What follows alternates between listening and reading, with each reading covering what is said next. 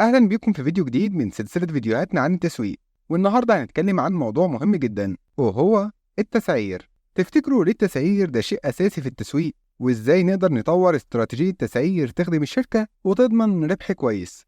يعني مش مجرد إننا نحدد سعر وخلاص، لا طبعا، القصة أكبر من كده بكتير. التسعير مش بس بيأثر على الربح اللي بتعمله الشركة، ده كمان بيأثر على صورة المنتج في عقل الزبون وكيفية تقبله للمنتج ده. في الفيديو ده هنتعمق أكتر، هنشوف ليه التسعير مهم في عالم التسويق، وهناخد خطوة بخطوة ونشوف إزاي ممكن نطور استراتيجية تسعير تكون فعالة وتضمن لشركتك النجاح والتفوق في السوق. يلا نبدأ ونشوف التسعير ده ليه مهم وإزاي ممكن نحسن منه لصالح البيزنس بتاعنا. التسعير، على عكس فكر كتير من الناس اللي بيقللوا من أهمية عنصر التسعير في المزيج التسويقي، فاللي بيتعمق أكتر في التسويق بيعرف الأهمية الكبيرة اللي بيلعبها التسعير في نجاح المزيج التسويقي بشكل خاص ونجاح العملية التسويقية بشكل عام. طيب ليه التسعير مهم؟ لأن ممكن يكون السعر هو الميزة التنافسية اللي الشركة تشتغل عليها في تسويقها للمنتج. والغلطة الكبيرة واللي بتقع فيها الشركات إنها بتفتكر إن كل ما السعر ينزل كده المشتري هيبقى سعيد، ودي طبعا غلطة كبيرة، لأن ممكن السعر القليل يحقق مبيعات وأرباح على المستوى القريب، بس بيضعف صورة الشركة على المستوى البعيد ويحطها في صورة ضعيفة رديئة صعب تتغير بعد كده في أذهان المشترين. التسعير مهم لأن المشترين غالبا بيربطوا السعر بالكفاءة والجودة، ومعنى كده إن تسعيرك هيبقى دليل ذهني على جودة أو ضعف منتجاتك وخدماتك. التسعير بمعنى أصح هو عنصر رئيسي في استراتيجية تكوين الصورة الذهنية واللي بتكونها الشركات في أذهان العملاء، اللي هي البوزيشننج. يعني ممكن تستخدم واحدة من الاستراتيجيات اللي بتربط الجودة بالسعر، زي سعر أقل لنفس الجودة، أو سعر أعلى لجودة أعلى، أو نفس السعر لجودة عالية، وطبعا زي ما شفت في فيديو الاستراتيجية التسويقية. كمان أهمية التسعير الصح هتشوفها في تحقيق الشركة للأرباح. فمثلا لو الشركة بتنتج منتج غذائي وقللت سعر جنيه واحد بس عن السعر المثالي واللي كانت هتجذب بيه نفس العدد من المشترين، الجنيه ده لما تشوف قيمته بالمقارنة مع عدد اللي بيشتروا المنتج هتلاقي إن الشركة بسبب التسعير الغلط خسرت آلاف الآلاف أو حتى الملايين. وبرضه العكس صحيح، فلو الشركة زودت السعر جنيه واحد بس زيادة عن السعر المثالي هتقل نسبة المشترين للمنتج وهتخسر الشركة كتير بفقدان المشترين دول. تعال بقى نتكلم عن طرق وأساليب التسعير وإزاي ممكن نطور استراتيجية التسعير. للأسف مفيش ولا هيكون في طريقة تسعير واحدة وثابتة علشان الشركة تستخدمها في تطوير استراتيجية التسعير، لكن في نموذج تسويقي تقليدي ممكن تمشي معاه علشان تطور استراتيجية التسعير المناسبة للمنتج أو الخدمة اللي بتقدمها. وأول استراتيجية هنتكلم عنها، حدد الشريحة السوقية المناسبة ليك وللمنتج بتاعك بدقة، الماركت تارجت. ودي خطوة طبيعية ومنطقية جدا، مش بس قبل ما تطور عنصر التسعير، لكن دي طبيعية ومنطقية وضرورية قبل ما تطور عناصر المزيج التسويقي سواء منتج أو توزيع أو دعاية. والترتيب هنا منطقي لأنك في خطتك التسويقية بتبحث السوق وتقسمه وتستهدف الشريحة المناسبة في خطوة الاستراتيجية، وبعد الاستراتيجية بتطور برنامج تسويقي كامل متكامل واللي بيضم منتج وتسعير وتوزيع ودعاية. تحديد الشريحة السوقية المناسبة واستهدافها قايم على نفس معايير التقسيم المنطقية، يعني هتقسم السوق على أساس جغرافي، مناطق وبلاد وأحياء وكثافة سكانية، وأساس ديموغرافي، توزيع السكان والدخل والنوع والديانة والسن، وأساس نفسي، مستوى المعيشة وأسلوب الحياة والصفات الشخصية، وأساس السلوك الشرائي للناس، درجة الولاء وطريقة الشراء وموسميته. التقسيم ده بيأثر بشكل مباشر على طريقتك وأسلوبك في التسعير، فاختلاف المناطق وطبيعة الناس وصفاتهم وأسلوب معيشتهم وسلوكهم الشرائي أكيد هيؤدي لاختلاف في وجهات النظر تجاه السعر، زي بالظبط ما هيؤدي لاختلاف في طريقة تقبلهم للمنتج والتوزيع والدعاية. وبالتالي الصح إن الشركة هتغير السعر على حسب التقسيم ده، خصوصا في حالة إنها بتمشي مع سياسة التركيز على شرائح معينة واللي هي النيش، أو سياسة تغيير برامجها التسويقية حسب كل شريحة سوقية. تاني استراتيجية، قدر حجم السوق المحتمل من الناس اللي ممكن تشتري المنتج بتاعك، الماركت بوتنشال. السوق المحتمل ده هو كل الناس اللي محتاجاه وعندها الرغبة في المنتج أو الخدمة اللي بتقدمها الشركة. الخطوة ديت هتساعدك تعرف حجم الطلب المتوقع، وبالتالي كمية المنتجات أو الخدمات اللي هتبيعها، وبالتالي السعر المناسب اللي هيحقق لك الربح المطلوب. تالت استراتيجية، تطور الاستراتيجية الذهنية اللي هتمشي بيها، البوزيشننج استراتيجي.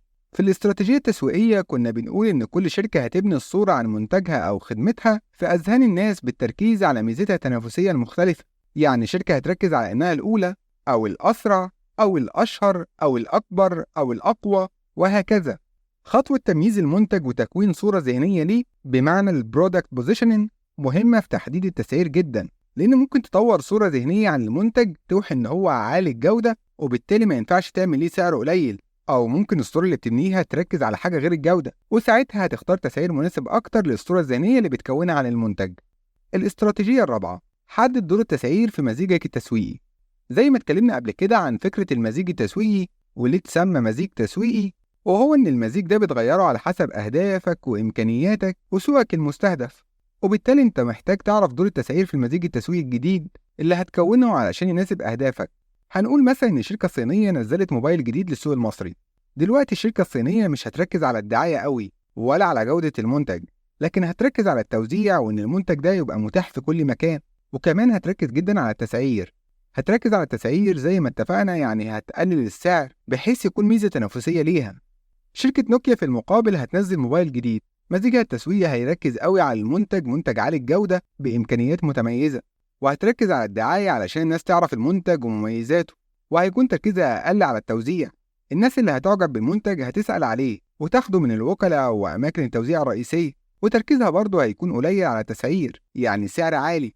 الشركة الصينية الأولى وبعديها شركة نوكيا بيقدموا نفس المنتج، لكن كل شركة ليها مزيج تسويقي مختلف بيخدم أهدافها، وبالتالي تركيز كل شركة من الاتنين على العناصر التسويقية في المزيج التسويقي طبعا اختلف. الشركة الصينية بتدي اهتمام أكبر بعنصر التسعير، سعر أقل كميزة تنافسية، وشركة نوكيا مش أكبر تركيزها على تسعير لأنها بتعوضه بالمنتج القوي. اختلاف المزيج التسويقي للشركتين هو السبب في تغيير الاستراتيجية التسعيرية، وديت طبعا هي أهمية خطوة تحديد المزيج التسويقي قبل التسعير.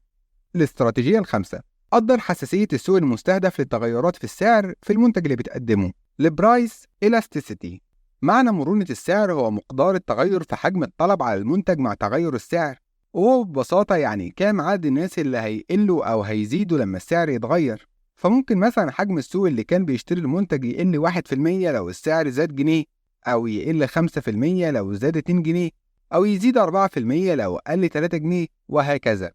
كمان بالمناسبة مش شرط تكون العلاقة عكسية كده، لأن بالتجربة في السوق هنلاحظ إن في منتجات وخدمات لما يزيد سعرها بيزيد عدد الناس اللي بيشتروها أو بيستخدموها، وده الأسباب من ضمنها وأشهرها إن ناس كتير بتربط ما بين السعر والجودة بمنطق الغالي تمنه فيه.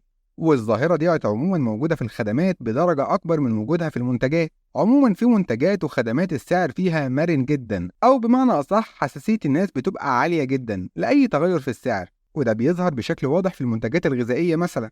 يعني علبة اللبن أو السمنة أو الرز لما يزيد سعرهم حتى لو بشكل بسيط مقارنة بالمنافسين هيقل الطلب على منتج الشركة بشكل كبير، وهيروح الناس للمنتجات المنافسة. طبعا مع ملاحظة إن المنتجات ديت في حد ذاتها السعر فيها مش مرن خالص، بمعنى إن لو المنتج نفسه اللبن أو الأرز أو السمنة أو الجبنة زاد هتفضل الناس برضو تشتري ومش هيتأثر الطلب، لأن دي منتجات غذائية صعب الناس تستغنى عنها أو تقلل شرائها. والعكس بقى بيحصل في المنتجات اللي فيها درجة أعلى من الرفاهية زي الموبايلات أو أجهزة الاتصالات والتكنولوجيا عموما، واللي السعر فيها بيبقى مش مرن. برضو الكلام ده مع ملاحظة والتأكيد على إن منتجات الرفاهية في حد ذاتها السعر فيها مرن جدا، والناس بيقل طلبها أو بيزيد قوي على حسب التغير في سعر المنتج عموما، لأن الموبايل ممكن أستغنى عنه عكس المواد الغذائية مثلا. بتقدر مرونة السعر ديت عن طريق البيانات المتاحة عن مرونة السعر للمنتجات والخدمات المعروفة والشائعة. ولو احتجت تعرف حساسية الطلب ناحية السعر لمنتج معين ممكن تستخدم طريقة التجربة، ودي طبعا طريقة عرفناها في جزء البحوث التسويقية. لو ما شفتش الفيديو ضروري ترجع تشوفه، واللي تبقى المشكلة فيها انك حابب تعرف العلاقات ما بين المتغيرات الكاجوال ريسيرش. ومن الطرق المشهورة مثلا انك بتغير عنصر السعر في كذا مكان وكذا زمان مع تثبيت العوامل الباقية. يعني مثلا لو ماكدونالدز عايز يعرف هيقل الطلب قد ايه لو زود السعر على وجبة معينة، فممكن يزود سعر الوجبة في فرع او مكان ويسيبه زي ما هو في فرع او مكان تاني، ويشوف الاختلاف في حجم الطلب على الوجبة هيكون ازاي، مع طبعا تثبيت كل المتغيرات التانية زي مثلا الدعاية وخدمة العميل وجودة المنتج. أو مثلا يغير السعر على وجبة معينة في شهر ويسيبه زي ما هو في شهر تاني، ويقيس الفرق في الطلب لما السعر اختلف، وبرضه مع تثبيت كل المتغيرات الباقية. حسابك وفهمك لمرونة السعر وحساسية طلب السوق ناحيته من ضمن الخطوات المهمة جدا اللي هتخليك حذر وانت بتطور استراتيجية التسعير المناسبة. الاستراتيجية السادسة، احسب تكاليفك كلها سواء الثابتة الفيكسد كوست أو المتغيرة الفاريبل كوست. من ضمن وأهم العوامل اللي هتأثر على تسعيرك للمنتج أو الخدمة هو التكلفة. من المعروف إن طريقة التسعير على أساس التكلفة الكوست بلس برايسنج هي من أشهر أنواع التسعير، وفيها شركة بتحسب التكلفة المتغيرة زي تكاليف الإنتاج والتسويق لكل واحدة من المنتج. وممكن كمان تشوف التكلفة الثابتة لكل منتج، هتقسم التكاليف الثابتة الكلية على عدد الوحدات اللي بتنتجها، وتسعر بعد كده المنتج بتزويد هامش ربح على تكلفة المنتج.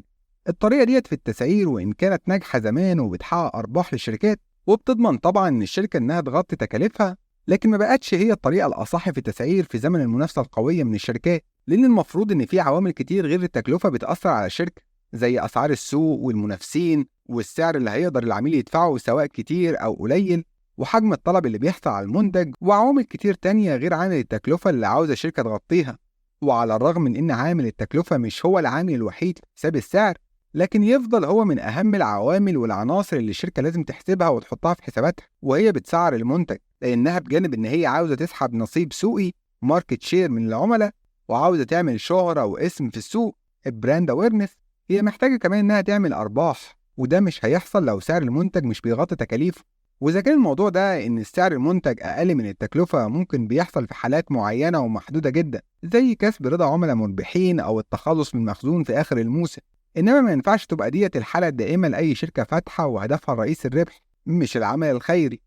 الاستراتيجية السابعة: حلل البيئة المؤثرة على الشركة، سواء بقى كانوا منافسين أو موزعين أو موردين أو بدايل أو حتى عملاء. دي من الخطوات المهمة جدا في نموذج التسعير، وهي خطوة طبيعية ومنطقية لأن الشركة مش بتشتغل لوحدها في السوق، وما ينفعش تعمل شركة تسعير على أساس التكلفة أو القيمة اللي بتضيفها بدون ما تشوف أسعار المنافسين وأسعار المنتجات البديلة، وتشوف كمان إيه السعر اللي بيحط الموزع لمنتج الشركة أو المورد للمادة الخام، ده في حالة إن المنتج بيحتاج مادة خام لتصنيعه أو دعم خارجي في تقديم الخدمة، وبيحتاج لموزعين لبيع المنتجات للمشتري النهائي، وكمان بيعرف الأسعار المناسبة أو المتعارف عليها وسط المشترين في السوق. معرفة قدرة المشترين المادية مهمة جدا، لأن الشركة لو قدمت المنتج أو الخدمة بسعر أكبر من إمكانيات المشترين هتفقد المشترين، ولو قدمته بسعر أقل من السعر اللي ممكن يدفعه المشتري هتفقد أرباح كانت متاحة في إيدها. وبالتالي لازم الشركة قبل ما تطور استراتيجية التسعير المناسبة تعرف إمكانيات السوق المستهدف المادية علشان السعر يكون في حدود الإمكانيات دي. الاستراتيجية الثامنة: حدد الهدف من التسعير. البرايسنج أوبجيكتيف. أهداف الشركة من التسعير مش ثابتة وبتتغير من وقت للتاني ومن بيئة لبيئة ومن منتج لمنتج ومن مرحلة في دورة حياة المنتج لمرحلة تطوير المنتج أو تقديمه في السوق أو مرحلة النمو أو الثبات والنضج أو مرحلة الانحدار. من أشهر أهداف التسعير مثلا هدف تحقيق عائد على الاستثمار في المنتج Return on Investment أو ال ROI، وده بيكون الهدف الأهم واللي بيقلق أي شركة في البداية، لأن أهم حاجة بالنسبة لها إن هي على الأقل تغطي مصاريف استثمارها في المنتج اللي بتقدمه للسوق. ومن ضمن أهداف التسعير تحقيق نصيب سوقي أو ماركت شير، والسبب ده مثلا ممكن يخلي الشركة تقلل سعرها وتضحي بأرباح في مقابل زيادة عدد المشترين والمستخدمين لمنتجاتها وخدماتها، وسحب أرضية سوقية من المنافسين من أهم الأهداف اللي بتعوزها الشركة. واستهداف نصيب من السوق كبير على حساب الأرباح ممكن يكون خطوة استراتيجية بيتعود فيها الناس على منتج الشركة، وبعدها تبدأ الشركة تحقق الأرباح بسهولة أكبر. كمان من ضمن أهداف التسعير تحقيق أكتر أرباح ممكنة على المدى البعيد أو تحقيق أكتر أرباح ممكنة على المدى القريب، وده اللي ممكن يحصل على حساب سمعة واسم الشركة على المدى البعيد. ومن أهداف الشركة من التسعير كمان تثبيت السعر في السوق عند مرحلة معينة، وبعد ما تطمن الشركة من ثبات السعر عند مرحلة معينة تبدأ تنافس بمعايير تانية غير السعر. وشبيه للهدف ده تثبيت هامش الربح، وفيه بتحاول الشركة تثبت هامش ربحها واللي بتحسبها بنسبة فوق تكاليف المنتج، وبكده يفضل هامش الربح ثابت بصرف النظر عن تغير التكلفة. ممكن كمان يبقى هدف الشركة هو النمو الجروث، وبتطبق استراتيجيات النمو المختلفة واللي منها دخول أسواق جديدة أو تطوير المنتج للسوق الحالي. والشركة ديت هيختلف نظام تسعيرها عن الشركة اللي هدفها هو بس المحافظة على وجودها في السوق. ممكن يبقى من ضمن أهداف التسعير لفت نظر الناس للمنتج، وفي الحالة ديت هتستخدم الأسعار الدعائية. كمان من أشهر أهداف التسعير اللي كتير من الشركات خصوصا الشركات الكبيرة والمتحكمة في الأسواق هو تخويف الشركات من الدخول لسوقها أو خروج المنافسين والبدائل من السوق، وفي الحالة ديت هتبدأ تستخدم العروض الدعائية والتخفيض في الأسعار. طبعا في برضو أهداف أخلاقية واجتماعية، ومنها مثلا إن الشركة عاوزة تبني انطباع عند الناس إن أسعارها مناسبة وعادلة، أو إنها مثلا بتساعد في تنمية الاقتصاد أو مساعدة طبقات المجتمع الغير قادرة. الاستراتيجية الأخيرة والتاسعة، طور الاستراتيجية التسويقية المناسبة البرايسن استراتيجي. دلوقتي وبناء على الخطوات ديت هتبقى الشركة قادرة إنها تختار أنسب نظام تسعيري ممكن لمنتجاتها أو خدماتها، وده بعد ما قسمت خطوة اتخاذ قرار التسعير لخطوات أصغر حسب معايير عددية ودقيقة، زي قياس حجم الطلب المتوقع ومرونة السعر وحساب التكاليف الثابتة والمتغيرة على المنتج، ومعايير كيفية وتقديرية زي قياس قدرة المشترين المالية ومعرفة انطباعهم عن المنتج وقيمته، وكمان تركيبة السوق، منافسين وموردين وموزعين وعملاء. لحد هنا نكون انتهينا من الفيديو ده. أتمنى لو الفيديو عجبكم تعملوا لايك، طبعا في جزء تاني من الفيديو واللي هنتكلم فيه مع بعض عن تسعير المنتج الجديد، فما تنساش تفعل جرس التنبيهات علشان تشوف الفيديو الجاي. السلام عليكم.